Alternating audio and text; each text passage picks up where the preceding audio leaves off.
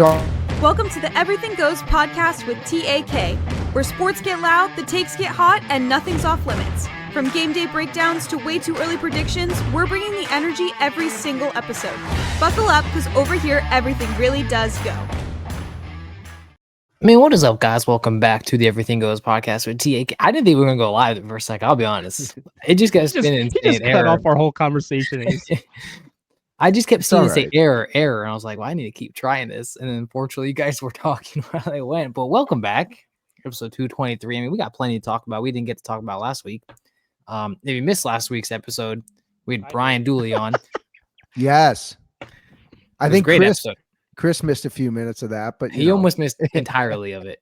And if you didn't, check out our social media and see the clip of where he shows us his fingers and how mauled they are, dislocated, broken, deformed. Was a cool inside view of it. But yeah, episode 223, man, we're gonna break down Derek Carr's retirement, what that does to the Saints room as they become a very young Saints room. What we got? Is George Pickens to the Cowboys a risk or is it a perfect fit? We're gonna discuss that. We got the band, the Tush push. Is it gonna get banned? Probably not. But we'll talk about our views on it around that MLB around the horn, man. We're gonna talk about strength of schedule. We got some stuff to talk about, and we're happy to be back. Look at this. Got our merch. Got our Everything Goes podcast. Ty's got a sweet hat on right now, sweet hat. I had to test it out and see how well it looks. Ace has a giant puss walking in front of his camera. Yeah, my cat got involved. Ty has a great hat. I got some shirts. We're hoping to get some merchandise if anybody's interested. We're working hard on it. Hats look great, and you guys Venmo me money. I'll just send them right to your house. We're looking to retire, so hats are about $100 a piece. T-shirts $150. I'm gonna retire early. We'll retire early. Let me just share this sucker. How we doing, guys? How we feeling? It's Monday. Good. Well, there's honestly, I feel like there's so much news we got to catch up on because we haven't talked about the trade yet. Pickens to Cowboys, the overall draft recap, and Chris getting into the rankings, the NFL rankings. That'll be interesting. I know it's way too early to even decide, but it'll be interesting to see where teams kind of fit after the draft. Yeah, it's tough to rank teams though. All these teams have changed. You know what I mean? So much. Well, and Carr. Sorry, not to cut you off, Chris, but Carr, I forgot to bring that up. Ty. Yeah. There's a lot of people too, that I agree with, where I see the strength of schedule come out, and it's great on one hand. You're like, oh wow, we have one of the easy schedules. Maybe that's great for us. But every year teams change. Who's to say the Jaguars don't go 13 wins this year? And we've seen it happen with so many different teams year in and year out. It happens. I'm going to do it again. I'm going to pick the Saints to win their division. I don't know. They got the second easiest schedule. Win-loss is 121 to 168. All of our division games are at the end of the year too, which is wild. It's wild. Although the Panthers look good, man. Hey, the Panthers are on they're paper. Really good. They look good. There's a couple of teams that I think are going to shock people. I don't think the Saints are going to be one of those teams. I would love it if they are. Huge Spencer Rattler fan. I like Tyler Shuck. Either way, I think there's an amazing QB room in there with the coaches, Kellen Moore. But we'll talk about go ahead. What's all the rumors with Chris Olave? Oh, I'll give you the insight, man. I got my sources. I seen trades to Pittsburgh. I'm like, why would you trade him? Really? I think it's cool that we get to a point in this podcast where we've had some guests on that now I feel like I have my fingertips in where I can be like, hey, this is what I'm hearing to my sources. And then people are like, you don't got no sources. I don't have no sources. You guys make fun of my sources, but they're usually right. Noah. I always say that. I say this to people all the time. If you aren't hearing it from New Orleans reporters, it's not true. And I said that immediately on Friday, and then I heard it from Ross. It's what it is Pittsburgh's interested, but nothing's turning for the Saints. The Saints have big plans for Chris Olave 2025. They just picked up his 5th-year option. It wouldn't make sense. Not that it's not possible for them to trade him, but it just wouldn't make sense. I think Pittsburgh's interested after trading George Pickens, but it's why would you trade Pickens, who needs a contract, and then sign Olave, who also needs a contract? It'd be very interesting. I think we're in a day and age though where nobody's safe anymore. Look what happened to Luka in basketball. I just think, the way the money is being demanded and the amount of money being demanded, I honestly think you could be moved at any time.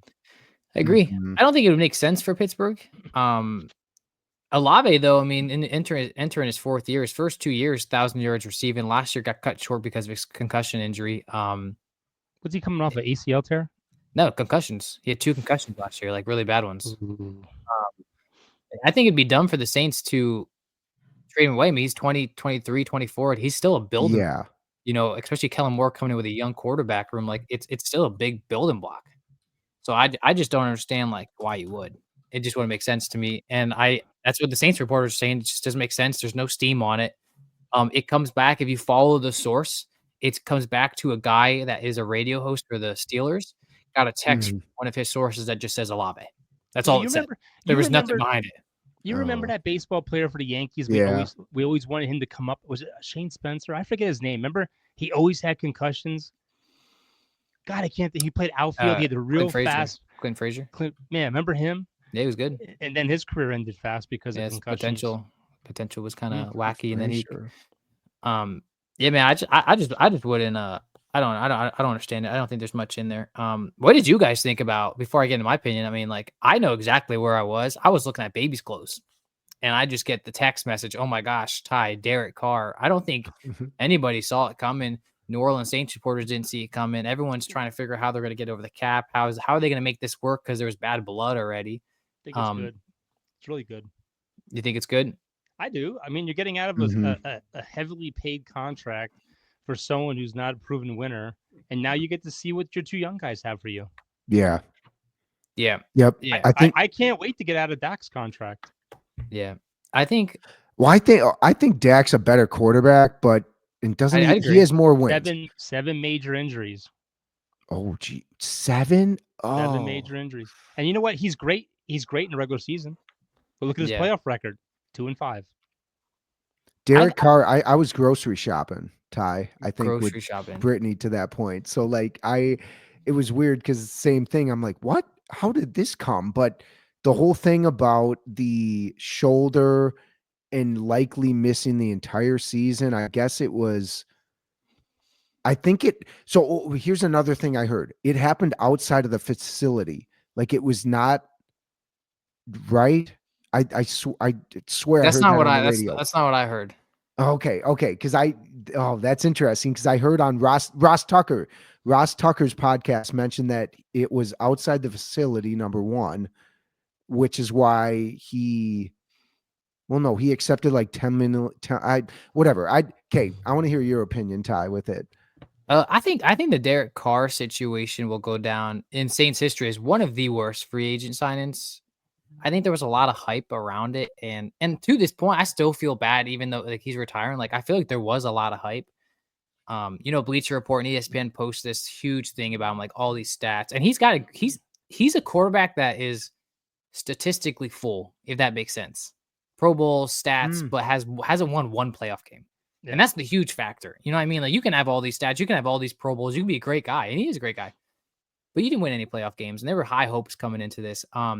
The Derek Carr and Saints thing is just so ugly behind the scenes, but also it's not, because then he gives the Saints $30 million back on his own behalf, which helps him going into next year. I mean, after June 1st, I mean, the Saints get $30 million rolling into next year. I mean, it's huge. They were going to have to find a way to get over that. That's why I hate guaranteed money in the NFL. But they were saying, like, he reached out to 1 to 3 teams before this season started, without even the Saints knowing, which is just so interesting. Like, he wanted out, and it was very strange. They say the injury, his brother even confirmed it on air, that they believe the injury came from that game with the Giants where he dove for the first down and landed on his hand. Because towards the end of the season, when he was trying to warm back up, like, it wasn't like significant, like, practice he was doing, but like this offseason, like, as he started to throw, it was a lingering pain. And then he started to take the injections, kind of like you did, Dad, that kind of tries to numb you. He wanted to rehab it. I think he knew, all right, if I miss a whole year going into surgery, it's going to be tough for me to land a job next year. There's not a lot of holes anymore in these teams. We're seeing that. There's a lot of young quarterback rooms. I mean, look at Aaron Rodgers. I mean, he had an opportunity to go to Pittsburgh and still does. He's going to Pittsburgh. But, there's these doors are closing for the veteran guys. And I think he knew that. And I just think it got to a point where he's like, I'm just going to call it quits. And it sucks the way it ended. You know what I mean? I think he was one game over 500 for us. He missed a bunch of time last year. You know, you see him start 2-0, and everyone in the world is like, "Oh my gosh, the Saints got it." And it sucks the whole way it happened. City didn't like him. Like, it is what it is. But we saved $30 million. It gives a great opportunity for these two young quarterbacks. Spencer Rattler and Tyler Shuck are going to compete starting tomorrow. It's going to be fun to watch. And I am excited. On one hand, I'm excited. I've never seen this as a Saints fan of a young QB room. You know, I've always had Breeze, and then it was Jameis Winston, Andy Dalton, like veteran after veteran after veteran. And I'm excited. It's going to be great. Derek Carr's retired. Congratulations on your career. Enjoy retirement. It sucks he never won us a playoff game, never even got us to the playoffs. But going to Hall of Fame. He'll be on TV like his brother. Yep. Yeah. I agree. I mean, it shocked me. I'll be honest. I did not expect him to retire. You know, in the back of my mind, I had a little bit of fear that like, he's somehow going to play, and you're not even going to see these young guys. I think it's great for you guys. I really do. I think Tyler's going to be good. I think Chris is right. I think Rodgers would be stupid not to go with the Steelers because they have a team that's ready to go. They got guys that are getting old on defense that want to win now. It's just a perfect fit. And I think two young quarterbacks here that you can work into Kellen's system. I think what I love. I think Carr didn't have a spot. Yeah, Carr did not have a spot anywhere if Rodgers is still out there. So Carr was the dirty water. Like he did not fit. You know what I mean? Like there was so much behind the scenes. I think what is really cool. My look on the Saints going into this year is I feel like the Saints are the big underdogs, not the underdogs to win the Super Bowl, but like no primetime games. Everyone is ranking their QB room as an F. They're like, oh my gosh, the Saints won't sign Aaron Rodgers. Like they are dumb. I think, our head coach, our offensive coordinator, and our quarterback coach are all former quarterbacks in the NFL. Like, and they have two young guys that can really play. Like you saw it with Spencer Rattler last year. A lot of people were like, oh, he went 0-6. 0-6 with one offensive lineman and 0 healthy wide receivers, and was productive. Not in a way of 300 passing yards. You don't know what you have with him. I mean, you have to give him a shot. And I like that Kellen Moore has even approached the press and is like, listen, this is an open competition. And I truly do think he thinks that. But I think if it's a tie, it's Tyler Shuck because that's the guy that he drafted. You know, that's his guy. And I think that this is going to be a different offense. I think it's going to be a different defense. I think it's going to be a rejuvenated team. I really do. And I'm so happy that we're the underdogs. I think you put a chip on some of these guys' shoulders with 0 primetime games. Go win some games. Go show the world. That's the team where you have nothing to lose. Yeah. And those are the dangerous teams. But that's my take on the Derek Carr situation. It's kind of embarrassing. There's how many teams got 0 primetime? That's kind of embarrassing. Yeah, the Titans, the Browns, which I'm shocked about the Titans because Cam Ward is like one of the, in history, most untalked about first round pick ever. Like everyone's focused on Shedeur Sanders and Dylan Gabriel battling out. Nobody is talking about Cam Ward. You got the Cowboys. You got 4 Thursday night games, and you got 2 Monday night games. Everyone's gonna get a little bit of the Cowboys. What are your thoughts? Like if you guys had the option, would you want primetime games? Like I'm not upset. Yes. I'm not upset though as a fan that I don't have to watch a Thursday night game. I don't have to stay up till 9 o'clock and watch a Sunday night game or a Monday night game. It ain't 9 o'clock here when it comes on. Yeah, it is here. Yeah, true. It is earlier. It's prime time though. Like you want to, even as a fan, you want those guys. You want all eyes on your team. Yeah, because it doesn't happen a lot. Like a lot of times, I know with some of the teams you guys root for, yeah, sure, you're going to get the spotlight no matter what. But with other sports, it's like no, they don't even stand it. They're not going to cover you. So. But I love it because everyone's talking about your team the next day, you know? Yep. Yeah. It's either good or it's bad. Lose. Yep. Yeah. My last take is that I fall in love with Tyler Shuck. I really have his personal preference and just how he holds himself as a character. But man, just before this podcast, I'm listening to Spencer Rattler at the Saints golf tournament, interviewing, and the mindset he has as a competitor. It's just I just love that about him. I want that on my team. But Derek Carr retired. We talked about it. Young QB showdown. We talked about it. George Pickens to Jerry Worlds. Immediate reaction, Dad, when you hear and get the notification George Pickens was just traded to the Dallas Cowboys for not that bad of a capital. Could be a 1-year rental, could get a contract. Who knows what we're going to do? I mean, the 49ers just signed 3 of their guys. Dallas can make it happen. Dallas has the money. Let's be real. Dallas has the money. Jerry has the money. Yep. Yeah, but we got to pay Micah. You know, we got to re-up Tyler Smith on the offensive line. We have people we have to pay. I mean, is it a good pickup? Yeah. Is it a 1-year rental? I don't know. I mean, he doesn't want to resign right away. So, I mean, you gave away 2 draft picks for him. And then it comes down to how good's Dak going to be. Yeah. Is it going to help Dak out? I mean, I think it's great. I think it's going to be something exciting because I think he was third in vertical yards last year in the NFL, which Dallas doesn't have that ability. So it's going to help us. But Yeah. I think CD's going to have a really, really good year now because you can't double him no more. Yeah, Mm-hmm. I think it helps tremendously. I'm curious, Yeah. new head coach. I'm curious what it all looks like. I don't mind him saying he doesn't want to sign immediately because, like, imagine you're traded and you know everything from the Pittsburgh Steelers and you're a new team, new system, new coach. You might hate it. Yeah, but the thing that scares me is the whole Jimmy Butler thing. We know the Sixers signed Jimmy Butler, then he walked the year after. Yeah, I we signed the can wrong see guy. that. I can see that happening to us because, like, once we pay Micah and then we pay other players, you're not going to have that money to give him the 20 to 25 that he wants. Yeah. And is he worth it? I don't think he's worth it right now. But it doesn't seem No. like anyone's worth the amount of money that they're giving out. I mean, look what Purdy just got. Well, I definitely don't think he gets the money that CD gets. No, I don't think so either. But the whole thing that's killing us right now is what's going to happen with Micah Parsons. They need to get him signed. What's going to happen with him? I'm all on board with trading him. I know Noah's not, but look, if he wants $45 million, you can't sign everybody. Somebody's got to go eventually. And they're not signing George. Yeah, and I think this could be Dak's last year, especially now that we got Milton back there. I think this is your best opportunity you have to get something good out of this team with a tough schedule. Wait, who else is the backup? So Joe Melton from That's it right Patriots. Oh, okay. Unless Greer's still there, but I don't know if Greer's still there or not. I don't think he is. Yeah. I think George. Yeah.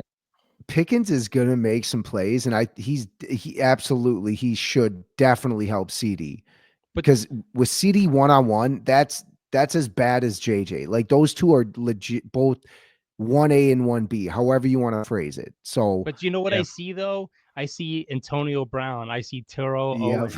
I see Randy Moss when he used to lose his temper. I see somebody with a big ego who's going to go over there and yell at us. I see Des Bryant. I see him going over and getting in the offensive coordinator's face. I see him getting mad walking off the field because he's not getting the ball most of the times. He's not the attention, of the offense.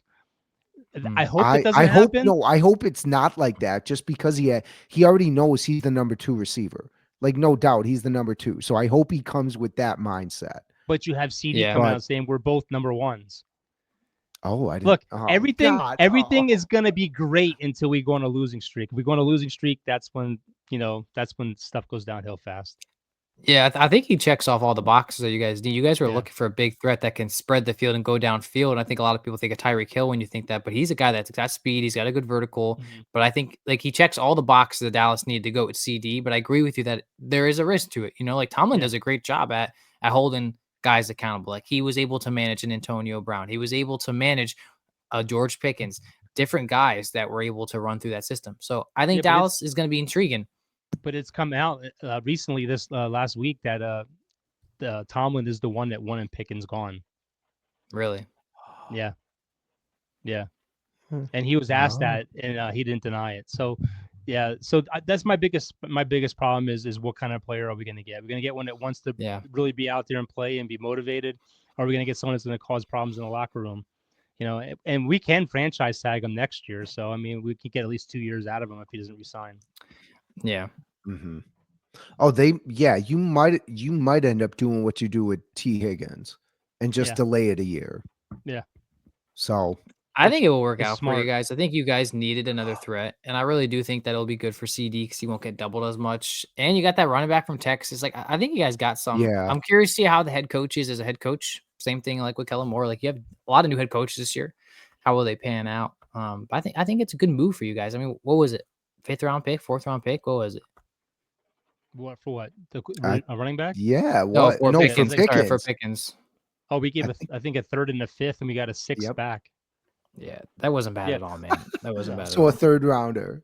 Yeah, so I hope it plans out well, and like I said, we'll see soon enough. But I think Ferguson, the tight end, is gonna have a great year because there's gonna be so many players now that you can't double team them, so you're gonna have to play straight up against them. So it's gonna be interesting. But I just hope that the Cowboys don't come out and play that 90s Cowboy style football where they run the ball in 3 downs and then want to throw. Yeah. No. Yeah. Dobbins is going to play well. Like, him and the Texas running back. But no, your offense is going to be aerial. You got too many weapons. It hasn't been in years. Until when we're down, when we're down, then we throw it. But we like to run. Who's in your running back room? We have that Jaden Blue. We got that Williamson, whatever his name is, from Denver. That's right. We picked up Miles Sanders from Carolina. That's right. So we have another running back. We have another running back too from Nico's. He's gone. I think Nico's in Carolina or Jacksonville. Rico Dowles, Tennessee or something. Whatever his name was. But we have another running back we drafted late too. I think he's from Clemson or something like that. Really? Mm-hmm. Yeah. So it's interesting. That'd be interesting. Training camp going in with your running back room. Yeah, I think Williamson or Sanders is going to be a June 1st cut. I don't think they're going to. I think Jaden Blue is going to be our starter. Interesting. I like that. He's athletic. He works well. He catches the ball. He runs fast. So we'll see.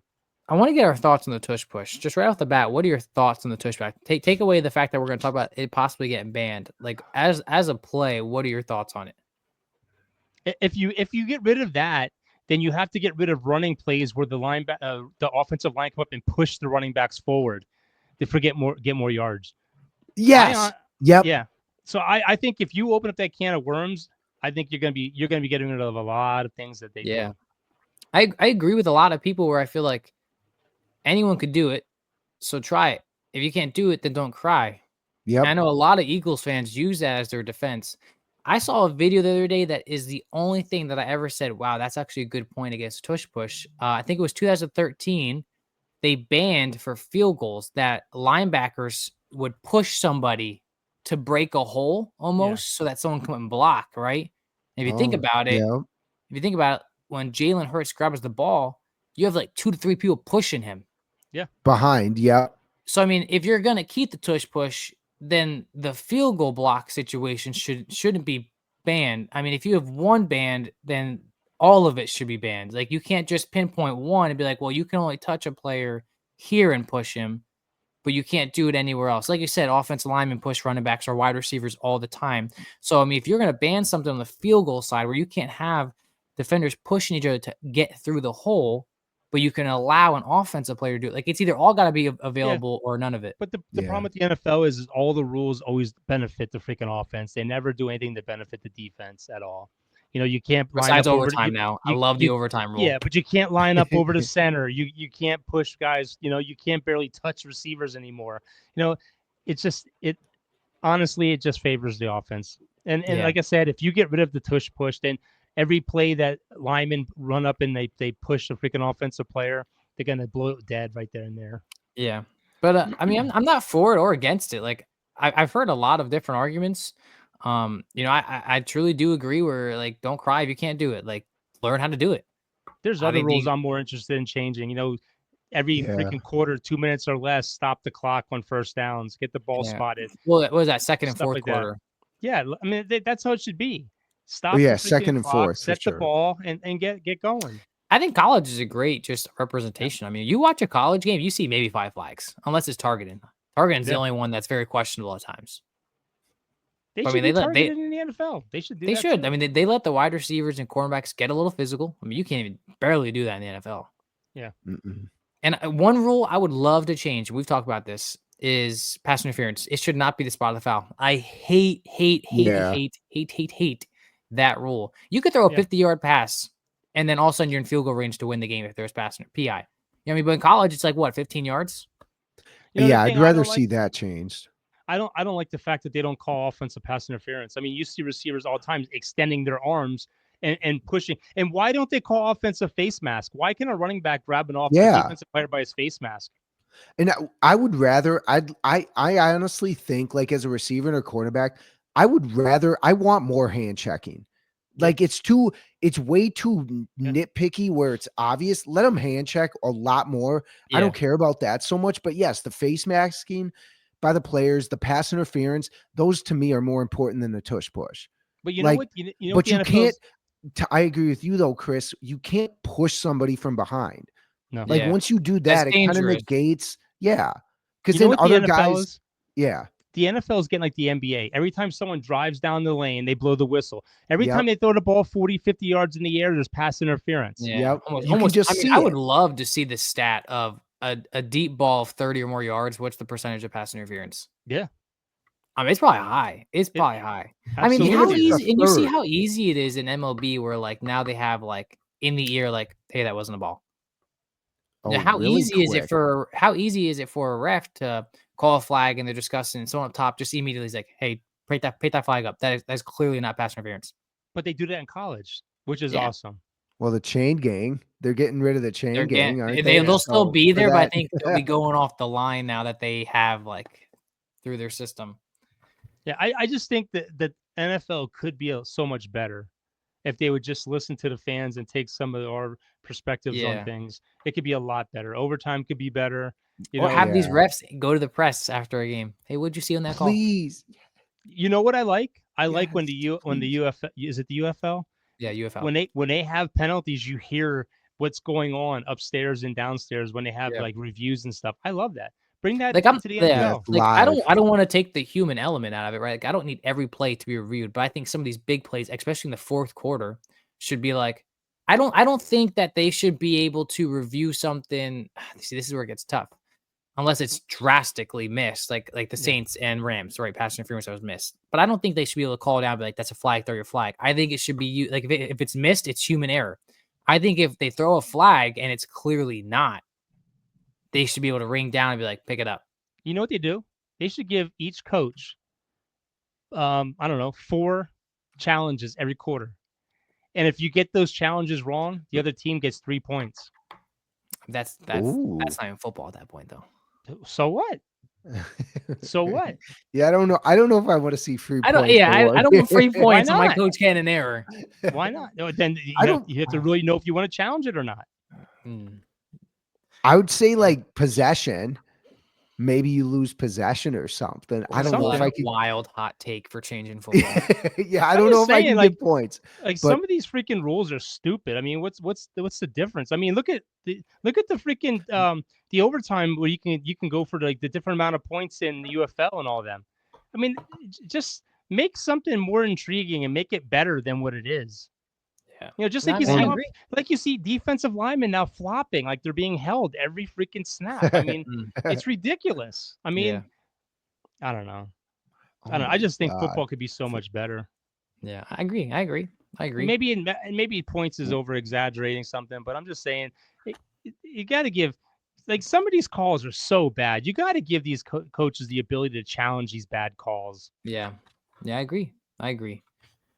Dad, give us the golf little hot corner you have over there that you wanted to rattle off. Oh, Scottie Scheffler, a year after being arrested at Quail Hollow, came back and he became the world #1 and won the PGA Championship. He is the first player. Well, he's one of 3 players since World War II. I almost said World War III. That's coming up soon. World War II to win 15 PGA Tour wins, including 3 majors before the age of 29. Tiger Woods and Jack Nicklaus are the other ones. So I thought it was pretty cool. You know, he won by golfer, I think he won by 5 strokes over Bryson. So I mean, he really played well. I'm a big Bryson fan, so it's tough, but I love Scottie. Yeah, I'm a big Scottie fan. It's funny I said World War III because all the way home I heard all these people talking about we're so close to World War III. Okay, shut up. Hopefully not. Let's give some MLB takes that we have before we wrap up here today. Because I think one of the most mind-blowing things to me is the Rockies have 8 wins and the Tigers have 31 wins and are leading MLB in the record. What a year. What a year. Javi Baez is back this year. I mean, 6 home runs, batting over 300, not striking out like he used to strike out. Yankees in the Subway Series this weekend was absolutely electric. Juan Soto 1 for 10. Max Fried making him look like a fool at the plate. I think my biggest takeaway from watching Juan Soto play against the Yankees, it's sad obviously for him. Like, I think he missed the Yankees. That's on you. That's on you. But you look at this year. I think what is so amazing is the players you signed by missing out on Juan Soto shined. Yeah. Right. Max Fried. Amazing start. Has like Cody 10 strikeouts. 9 to 10 strikeouts. Cody Bellinger goes like 2 for 2, 3 for 3 with a grand slam. Williams comes in and saves. It's just like everyone came in. Paul Goldschmidt on Saturday and Sunday, getting stuff. And DJ LeMahieu's back too. I don't know if anyone noticed that. Dude, I love how the freaking fans out in right field turned their back to him. They all turned their back to him. I love it. You know what? Mets fans were crying, and we swept them. It's like, you can cry you want. We swept you. No, we didn't swept. We lost on Saturday 3-2. Oh, that's right. Won the series. Yeah. Yes. And then I hear like this inside noise where they said Juan Soto wanted to sign with the Yankees, but his family wanted him to sign with the Mets, so he ended up signing with the Mets. What was that even, like? What's the difference between signing with the Yankees and the Mets? Like, why would you not just stay with? Stupid. Whatever. They're both in first place. That just shows me you don't really want to win either. Because, like, wouldn't you want to hit behind one of the best hitters? The best hitters. Did you see Judge? I think it was. Come on. I mean, Pete Alonso, fine, but they do have a pretty good offense. But still, it's Aaron Judge. Yeah. Aaron Judge. Oh, and the Twins, 13 game, got snapped by the Brewers in the last. They took that series. They've taken, obviously, the last 4 series, including that one. So, what's the Twins' record now? Last time we talked about the Twins, he 21. said that they were in the toilet and the season was gone. 26-21. They're 15-6 at home, 11-15 on the road. Look at you, man. They're back, baby. They're back. I mean, you said Correa's career was ruined. This team is over. I'm not a fan no more. The Guardians are where it's at. Look where you're at. But the problem is, it's hard. They're 5 games behind the best team in baseball, the Detroit Lions. Could you imagine putting Detroit and the best team in the same sentence?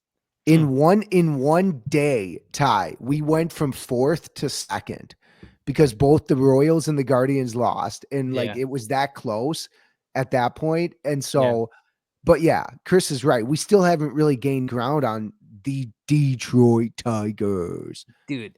Tigers yes are hot. Or no, are the Detroit Tigers going to maintain this kind of momentum going through the whole year? No. Like, do you think? How about this? How about this? Yes or no? Yes or no? Wait. Yes or no? They're legit. Where's our list? Who picked? Bring Dude, up. I can't find. I wrote it bring down it up here and I can't find it. Yes or no? They're legit. Didn't I pick the Tigers? Oh, right here it is. Right here it is. You did. I picked the Royals. Dad picked the Tigers. Ace picked the Guardians. Hey, honestly, it's a 4-team race. Still. The only bad one, Dad, for you really right now is the Astros and the Orioles.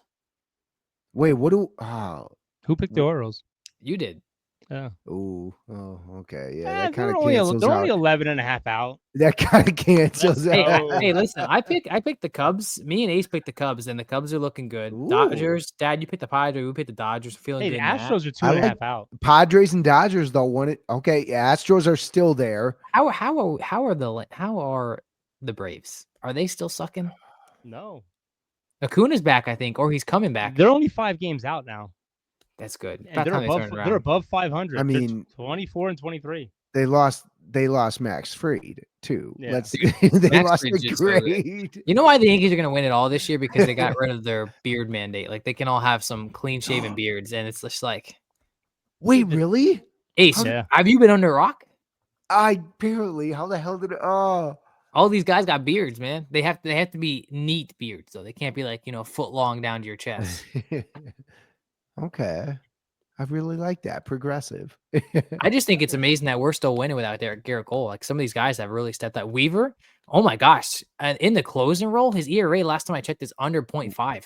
The only thing that scares me about the Yankees is, once again, they lead the major leagues in home runs, but they don't have that clutch hitting that I feel like we need, like the Dodgers have. But yesterday, though, they had a lot of clutch hitting. I'm just saying. How about that guy? I can't remember his name. Like, when Volpe comes up, I'm not confident Volpe's getting a hit. I really not.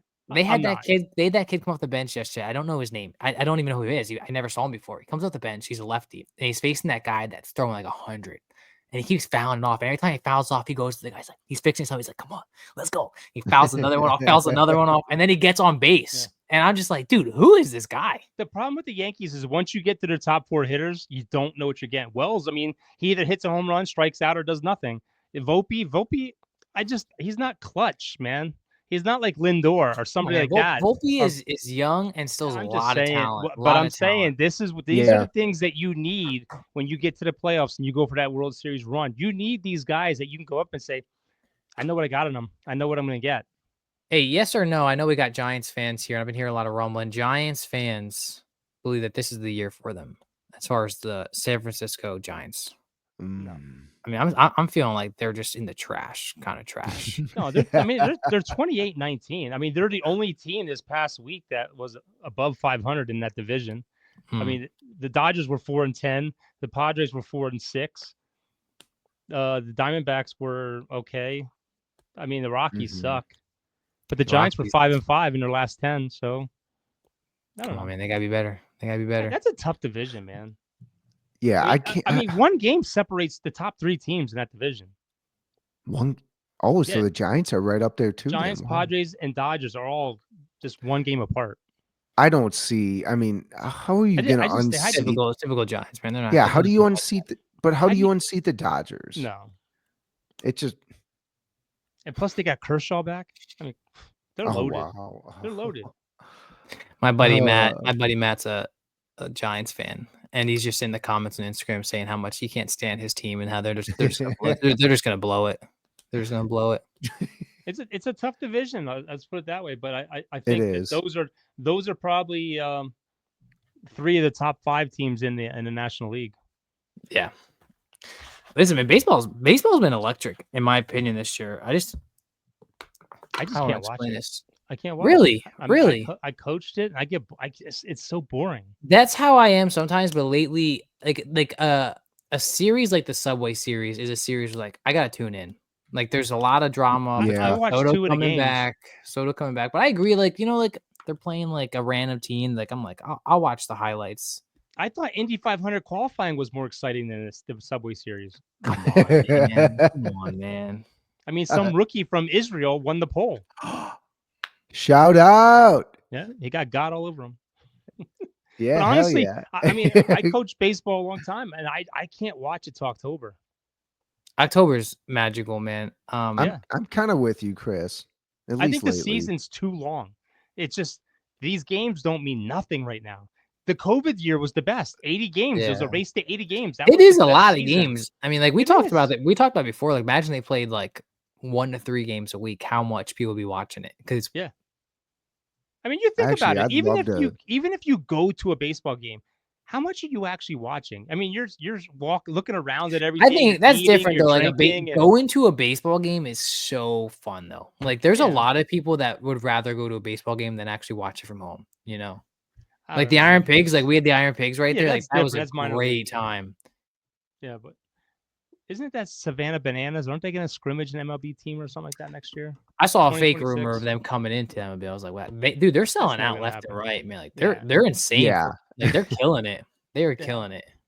But honestly, like I said, I think baseball should either go 7 innings or do something to change it up because it's just long and boring. That's why we have Casey Dykes in it. How can we fix baseball? It's just.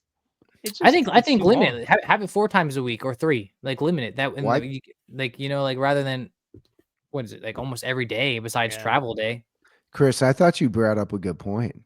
How about by the first 80 games, whoever leads in their respective divisions gets the #1 seed? I agree. That'd be great. When you get to 80 wins, like maybe when you get to 60 wins, 80 wins, whatever it is, at least it makes that first handful of months watchable. Does something. Yeah. It's somewhat competitive. Yeah. And then the rest of it is all open. However you finish the rest of the year, that's where your playoff record is. I don't know.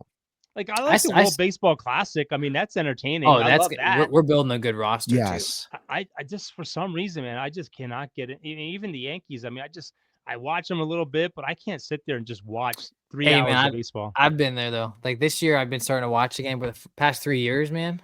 After all the years of playing baseball, it's just like I can't. I'm more excited for your Florida Panthers than I am baseball. Yes. Right now. Yeah, man. Do you know I missed the game yesterday? 6-1. I didn't even know it was on, and I just they were down 2-0 in the series. They were down 2-0 in the series, and they went on. Yeah, man, it was a great series, man. I'd like to go to a game, but man, ever since they won the Stanley Cup, man, the tickets are insane. Oh, they're the favorites to win it again. Although I'm rooting for Florida versus Edmonton, and Edmonton wins it all because I got to see good old Canada win a Stanley Cup. It's been it'd be wild. I mean, when have you ever seen a team go to the Stanley Cup 3 years in a row? I don't know. It's wild. Maybe the Penguins, maybe Edmonton back in the 80s and 90s. Bro, even the Maple That was Leafs, the only hockey stat I had. Montreal, maybe. Montreal Canadiens, maybe back in the 80s, 90s. The Maple Leafs too, man. I feel like every year they lose in the playoffs. Like they just can never get over that hump. Matthews needs to go to the Flyers. Bring more to the Florida Panthers, man. Oh. Plenty of room. Jeez. I just want to see good old Canada. Marchand. Good old Canada lift that cup one time. It's been a long, long time. But although hockey's full of Canadians. Well, Edmonton, they're back to back, right? Mm-hmm. Champion. So, I mean, they haven't been good since Gretzky. Yeah. It'd be cool to see Dallas in the Florida Panthers, I'll be honest. But y'all have anything else you want to add before we log off? We didn't even talk strength of schedule. Cowboys got screwed. Played 6 teams. 6 teams at the end of the season all have over 11 wins. I think we'll say a prayer for the Giants. How does that happen? How do the Giants get the toughest schedule in football? And I got a stat. I wanted to bring this up because this is ridiculous. The Bills are favored in every single game they play this year in 2025. I mean, that's horrible. And how do they have one of the easiest schedules in football? I don't get it. Maybe they felt bad when Josh Allen cried after the game. Man, I love Josh Allen. Great guy. And New England Patriots, who were 4-13 last year, they're favored in 11 of the 17 games this year. They're favored for? Okay. Favored 11 of their 17 games. Yeah. I think the Saints are favored to win 3 games. No. I don't know how you win 5 games last year and now you're favored to win 3. Like, we got a little better. Yeah. That's odd. And same with 11. Like, in no way do I think Patriots are going to be an 11-win team. But that's the thing. You never look at the Washington Commanders last year. Yeah. Going from like a 4 to 5 win team to going to the NFC Championship game. God. Like, that's the thing. Like, these strength of schedules, you never know. That's why they're kind of dumb, in my opinion. The Cowboys open up against the Eagles. Minnesota opens up against Chicago on, I think, Monday Night Football. Oh, yeah. Yeah. But that's another thing, too. Yeah. Monday Night Football, they're having double headers again this year, and the second game is at 10 o'clock on the East Coast. I mean, that sucks. That's annoying, yeah. Could you imagine if it was the Eagles? I don't mind. Could you imagine if it was the Eagles playing like the Chargers on the West Coast and it was a 10 o'clock start? That's why I don't mind having no primetime games here. Give me my 1 o'clock games, man. Give me my 1 o'clock games. Yeah. 1 o'clock by 3 o'clock, you'll be upset. Probably, man. That's it's short. It's consistent and short. That's the one thing about football is you get so pumped up all week long and you get let down like a bad date. Last year was probably one of the hardest. Last year, I remember we talked about this. Last year was the first time I had have a discussion with myself that, like, listen, man, this is getting bad. I don't play the game, and it ruins my day. And now I'm gonna have a kid, so I can't walk out of that room and then be mad all game. Yeah, don't make him a smiling. I'm gonna be smiling with tears just coming down my eyes. It's got to change quick. Let him pick his own team. Listen, man, he's gonna be a Saints fan because I'm gonna build that empire. That's and if he ever comes up to me and says, "Uncle Noah and Pop made me I think maybe a Dallas fan." Like I would never make him anything. He's got the right to choose what he wants, just like you two did. Yeah. Noah chose right. You chose wrong. I mean, you were the one that was watching the Saints games every so often. I just was like, that's pretty cool. But you know what I'm doing now that I got older? Turning the game off and walking away if they hard. I can't. I gotta watch it all the way through. You never know. I turn it off. I'm not getting upset anymore. We are what we are. I'm still in between, so I just feel like I'm on the team. Like I feel like I need to go in that locker room and punch them all in their face and be like, "What are we doing? How can we tackle? Can we learn to tackle?" Yo, Ace, this is the top. This is the top 10 toughest schedules this year. The Giants, number 1. The Bears, the Lions, the Eagles, the Cowboys, Packers, and Vikings are all tied for 5th. Your whole division is in the top for the hardest schedule. It's probably because you play each other. But the combined record is 161 and 128 for the teams that we play. 120. Oh wow. Yeah. I mean, that's fair. I would agree with that. Hey, last thing I'll put up here. You sent me this picture. Did he win this race? He wanted us to put some photos up. That car is beautiful, by the way. He's been doing really, really well. Although the East Coast, it sucks. They've been battling with a lot of bad weather out there. That logo, man. It sucks that we rebranded. But I mean, still, it's really cool to see that logo right there on the side. Oh, there's been a lot of people asking about that podcast too. I love it, man. I love it. Yeah. Well, we hope you guys have enjoyed this podcast, man. We're trying to get some ideas for merch, but we don't want to order bulk merch if you guys don't want any. So you need to give us some feedbacks in the comments on our Instagram, Facebook, Twitter, and be like, hey, I would love to get in on this hat. I'd love to get a shirt. I would love to get on that hat. I would love to get a white hat like that. A white hat, huh? Yeah. Kind of. What size are you, Chris, for shirts? Large? Extra large? Damn. What? Extra Ace, large. Okay. I heard that, Ace. I heard that. No, because I only printed large, extra large. I mean, so I'll order some. I got to get you a large, and I'm medium tie. I'll get you a shirt, so we're all got matching shirts. Ty's a youth large. It's tough, man.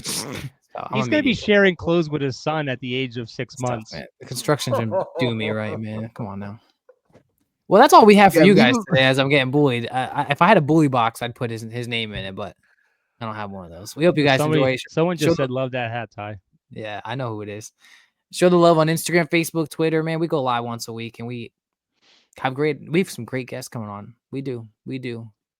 But we'll see you guys next time on the Everything Goes podcast with TAK.